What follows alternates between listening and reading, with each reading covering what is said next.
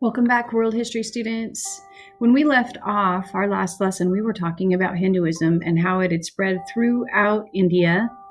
And on this map, you can see that from earlier times to today, Hinduism has had a strong influence and remains strong in India. But in this section, I promised you we were going to talk about both Hinduism and Buddhism. So today, I'm going to introduce you to a really famous Hindu family that transitions into our explanations of Buddhism. So away we go. So this is part of India that you were just looking at, the large-scale map of the Indian subcontinent, and this is zoomed in on the northeastern kind of border of the Himalaya region with the Indian subcontinent. And right in this area right here, a place called Sakya, a family ruled in an ancient Indian kingdom. So at the time when Hinduism was growing strong, there were multiple kingdoms throughout the Indian subcontinent, and one small kingdom was called Sakya. And this is an image that's supposed to represent the ruling family that was there.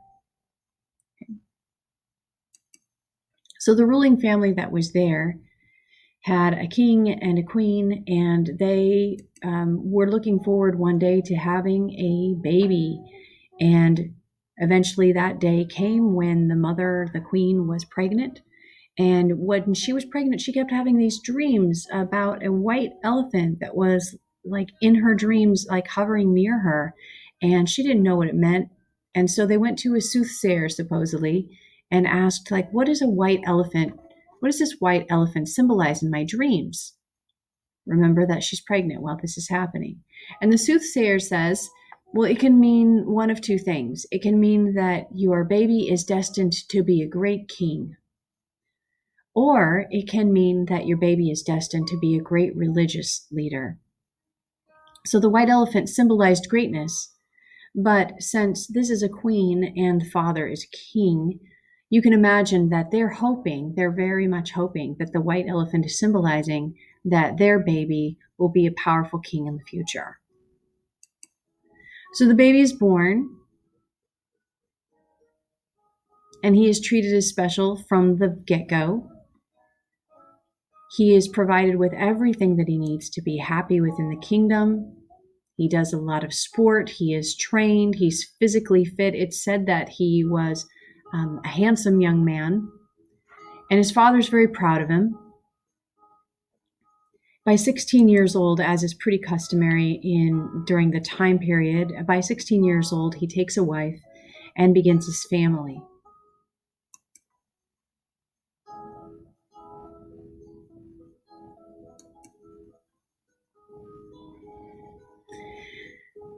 That young prince, his story is about to diverge, and this is the beginnings of this spread of Buddhism outside of India. So this area right here that we just left behind is what we'll be talking about today, and the story of that prince is the person that we're following.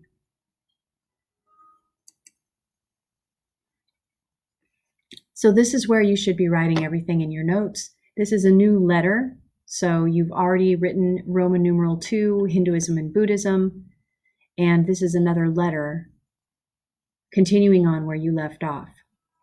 So today we're going to talk about a Hindu named Siddhartha Gautama. So the prince that we just left behind, who just got married and started his own family, his name was Siddhartha.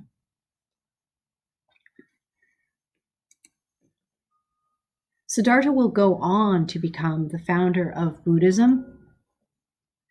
But early on in his life, it wasn't clear that that was the path that had been set forth for him. And in fact, his father tries everything that he can to make sure that his path is something other than a spiritual leader.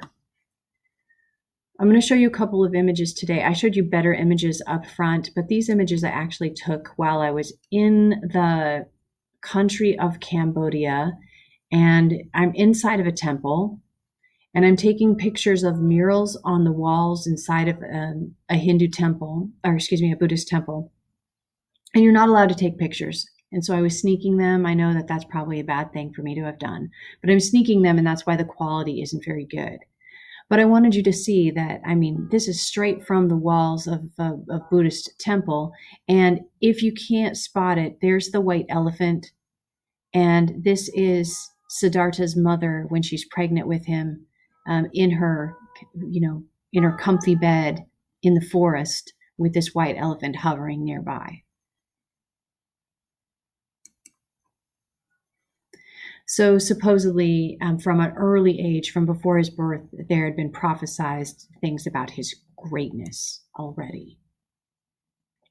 So picking back up where we left off, Siddhartha is raised in that kingdom by his father and his mother, and he's raised in isolation. They keep him protected and sheltered from the rest of the world because they want to control this prophecy that they've heard about earlier. They want to make sure that he is guided down the path toward becoming a king. Okay, so he's provided with everything that he needs. He really lives in a life of in the lap of luxury. He really lives a beautiful life, and meets this princess that he then marries and has a child. But something in him is just is hungry. Something in him is curious about the outside world. And so the next set of images, again, are from a park in Cambodia that is telling the story of this quest about the rest of the world that Siddhartha Gautama goes on. So Siddhartha can't shake the fact that he wants to learn about the world. He wonders what's happening outside of the gates of the kingdom. So according to tradition, one day he asks his charioteer, and the charioteer heads up, guys, all this like chariot stuff should be reminding you of those early Indo-Europeans, right, that were great with chariots, because chariots are used throughout this time period. Anyway, so he asks his charioteer, please take me out and about. And his charioteer is nervous because he knows his dad isn't going to like it. But, Siddhartha is a prince after all, and he is now, 16, 17 years old. He's asking to go out. And so the charioteer takes him out. And on his first day out with his charioteer, he leaves the palace, and he's, again, been very, very sheltered. He leaves the palace, and the first thing he runs up against is a man who is old. And he's like, what is happening? Why does this human appear to be suffering? Remember, he's been super sheltered. He has never seen somebody who is aged and decrepit and, not able to like walk straight and things like. He has never seen that. He's been protected from it. So he sees this, and his charioteer says, well, that's simply old age, sir. This happens to everybody in life. It's part of life. It's just human suffering. And supposedly Siddhartha is so upset by the fact that, this is what happens to people older, and when they get older, that he says, take me back to the palace. I cannot bear anymore.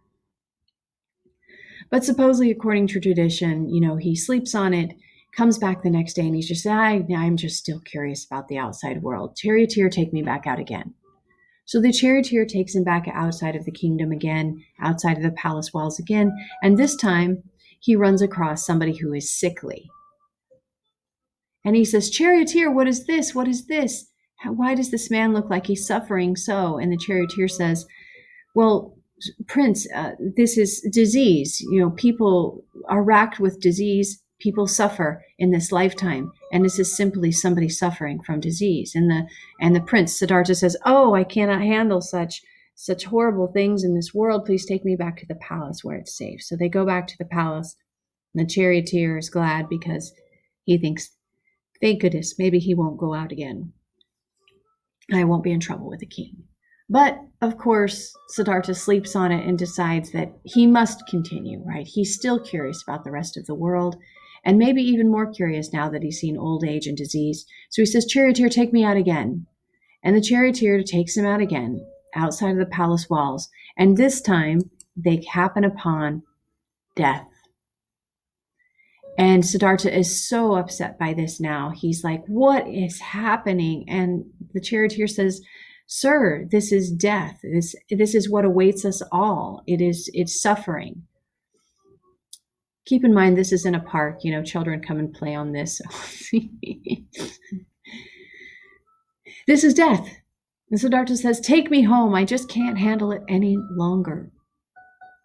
So the charioteer takes him home, and the prince sleeps on it and then decides that he just still is curious. So he asks his charioteer to take him out one last time. And what did his charioteer help him to see this time? But a monk. And the look of peacefulness supposedly on the face of the monk helps Siddhartha to say, wait a second, this person has it figured out. So what I've seen so far is suffering, suffering, suffering, but this person seems to be at peace. So who is this? What is this? And the charioteer says, this is a monk. This is somebody who studies the Vedas. He studies the Upanishads. He's found enlightenment. And so Siddhartha Gautama goes back home, renounces his old lifestyle. Supposedly in Buddhism, the symbolic renouncing of the old lifestyle comes with the cutting of the hair.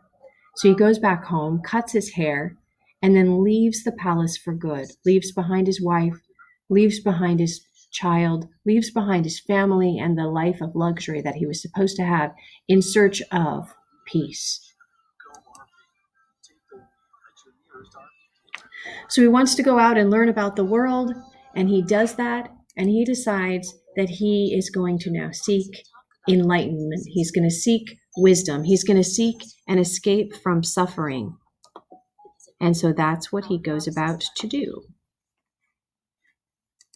He tries all sorts of different ways because at this point, remember, Siddhartha and his family, they are Hindu.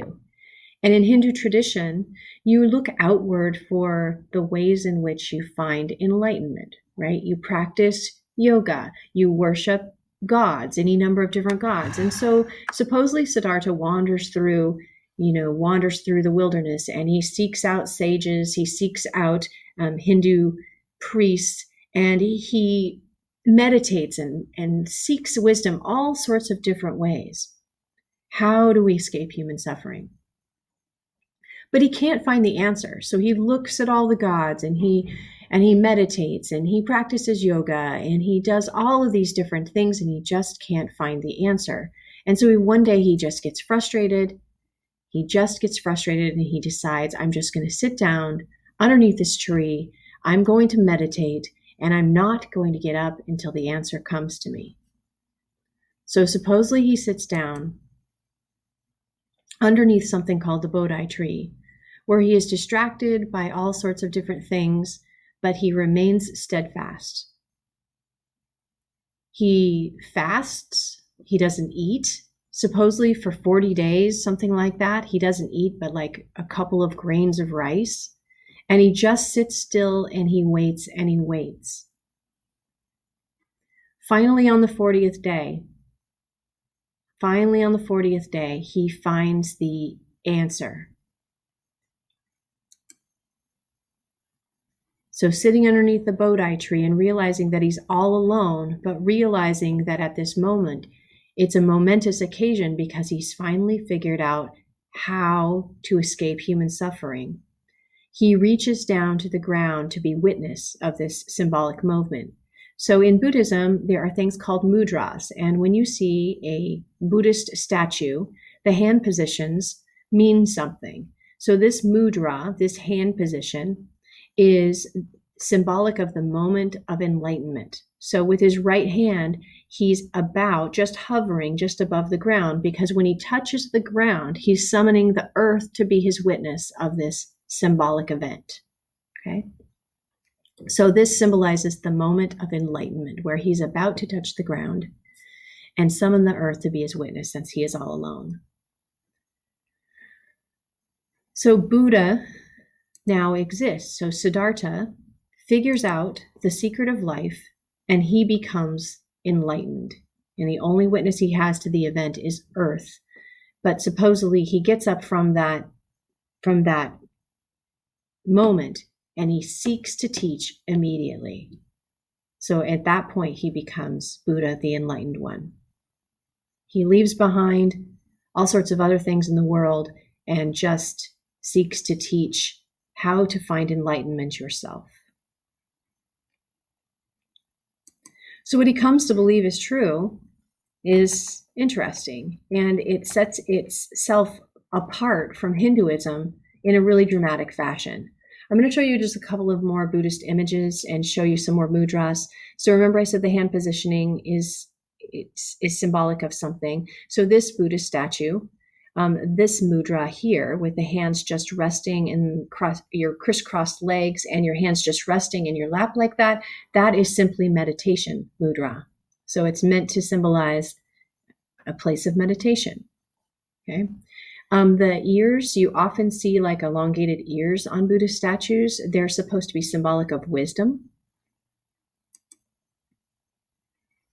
And something to know about Buddhism right off the bat is that in Buddhism, they don't believe there is actually God.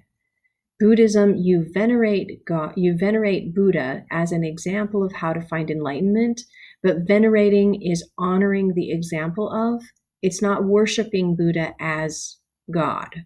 Okay, so these are venerating offerings in Buddhism. So oftentimes there's food or incense or something like that set before a Buddhist statue, and these are ways to venerate, in addition to Buddhist practices that we'll look at later on. Okay, so what does Buddha come to believe?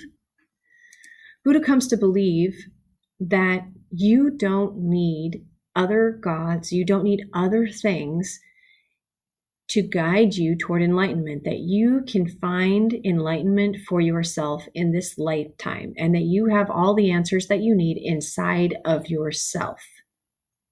So you don't need to follow the caste system. You don't need to follow a god's examples. You have the power within yourself. So he immediately gets up and begins to teach his followers that principle. His basic philosophy is called the Four Noble Truths. There's an eightfold path, but there are four noble truths that are the basic philosophy of Buddhism. So let's take a look at what those are. Okay, so I'm going to zoom in a little bit for you. Okay, so Four Noble Truths are right here. Suffering exists. It just is in the world. He says that, number 2, suffering arises from being attached to our desires. So we want something, and as a result, we suffer. And so the want is an attachment to a desire. So let's say that I'm sitting in this room right now and I'm really kind of hungry. I'm attached to the desire to have a good meal right now. And the fact that I'm desiring the meal is causing me to be hungry and suffer. Okay. But I mean, in a more general sense, an attachment to desire could include, you want a new car. Everybody else has a new car and you want a new car. But that desire for the new car that you can't have is causing you suffering. And that's unnecessary in Buddhist philosophy. He just says you don't have to want that thing. So suffering ceases when attachment to desire ceases. So what we have to do is stop wanting things that aren't meaningful and that we don't need and that we don't have access to. So when we distance ourselves from these needs or these desires, then we can be at peace with less, we can be at peace with a simple life, and we can be at peace with ourselves. So freedom from suffering is possible by practicing the Eightfold Path. So he then offers people up this like guidance as to how to get there.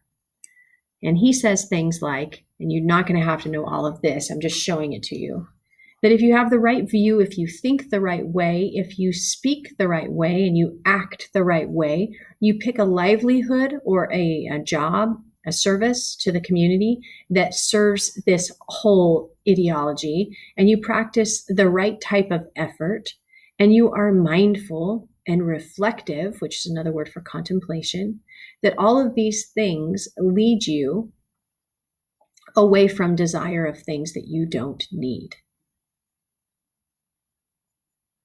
So at the end of the day, being selfless, leading a simple life, reducing the things that we feel like we need that we don't really need, will cause us less suffering and allow us to have more inner peace. Now, the tricky thing is in American culture, it's a consumer society, and we are surrounded by the media's influence telling us that we need or we should desire particular things. And so this can be a difficult concept for people, especially in like Western civilization, where we have a consumer society that's telling us to desire all kinds of stuff.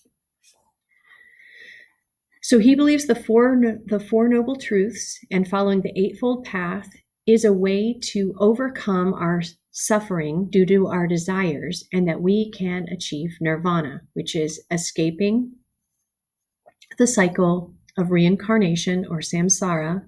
So same ideas from Hinduism. We can escape that cycle of reincarnation and achieve nirvana, which is the perfect state of understanding. So this is moksha is in Hinduism, nirvana is to Buddhism. This is a release from all of that attachment that causes us pain, and it's a break from reincarnation or transmigration, depending upon what you want to call it. And it rejects completely the idea of the caste system. It says that if you have the power within yourself to achieve enlightenment in this lifetime, you don't need to do your duty within your caste. You already have power to achieve this on your own. So you don't need to follow those old rules. And you definitely don't need all of the gods of Hinduism to do this.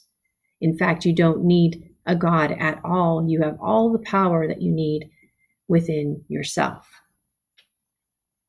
So you can see how this would be a dangerous belief structure. So in India, Buddhism is not going to take hold. Hinduism has such a hold over the social structure in India that Buddhism is going to be really moved out of India. And even though it's pilgrimage sites, because Siddhartha Gautama was born right on the northeastern edge of India, even though like if you pilgrimage to your original like Buddhist sites, it will take you to India. Buddhism isn't strong, doesn't have a strong hold over India. In fact, it moves out to other Southeast Asian countries where Buddhism becomes popular elsewhere. Okay. A couple of other things before I cut this off. This is a teaching mudra. So remember I said that the hand symbols mean something. So when you see kind of this A-OK gesture on a Buddha statue, it means that it's a teaching mudra. It's usually over the top of a Buddhist temple where there are monks prepared to educate and teach people, where you can come to be educated in the ways of Buddhism. This is a Sangha. A Sangha is a Buddhist community. So Sangha is spelled S-A-N-G-H-A. And in a Sangha, Buddhist monks tend to live together, oftentimes very near a Buddhist temple. They have a couple of robes, and that's about it, at least in this part of the world. This is in Cambodia. Just a couple robes that they rotate. Live very, very simply. And in fact, when they choose to eat, they go out in the morning and at night, and they go out with a begging bowl, and they walk around with a bowl in their hand, and what they get to eat is whatever somebody is willing to put into their bowl. I didn't know when I took this picture that they believe that photographs are bad karma for them. So I'm feeling very guilty about taking this picture. I didn't know it at the time and didn't repeat that mistake, but hopefully this guy didn't have bad karma because I snuck a picture of him. The original Buddhist writings are written in a language called Pli, P-L-I. It's in a common tongue, and these are called the Jatakas. So the sacred text of Buddhists are called Jatakas, and they're written in the language of Pli. Okay, we're going to stop right there.